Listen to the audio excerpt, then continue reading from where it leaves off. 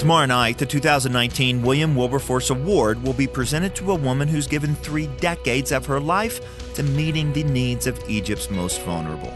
For the Colson Center, I'm John Stonestreet. This is BreakPoint. As Christians in an age of skepticism, we often talk about making the case that Christianity is true.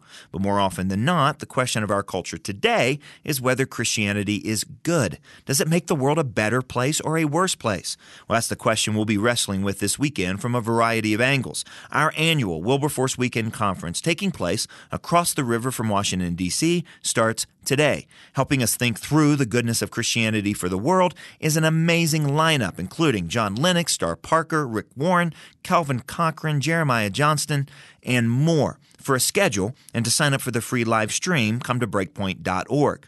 Still, the definitive answer will come tomorrow night. This year's Wilberforce Award ceremony will honor a Coptic Christian woman known around the world as Mama Maggie. 30 years ago, Maggie Gobrin was a well-to-do Egyptian woman who loved traveling from Cairo to Europe with her husband for parties and shopping.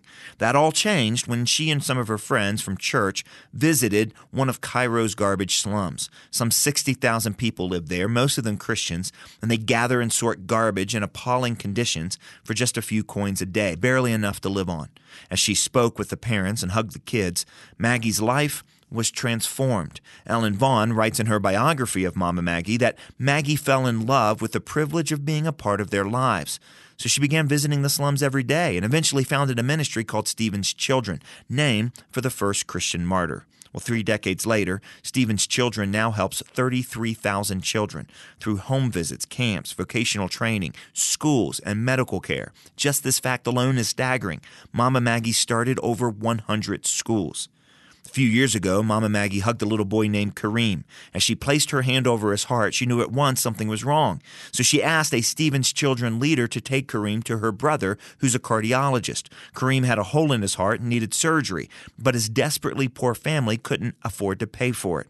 So Stephen's Children paid for it, the entire cost of the operation. Once Kareem recovered, ministry volunteers visited him regularly, brought the family food, and invited Kareem to take part in a Stephen's Children camp.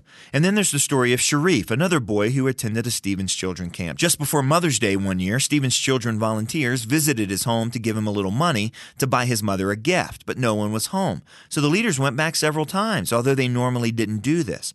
On their 5th visit, they found Sharif with a baby girl in his arms. The baby girl was sick, but her father had no money to pay for the medicine she needed.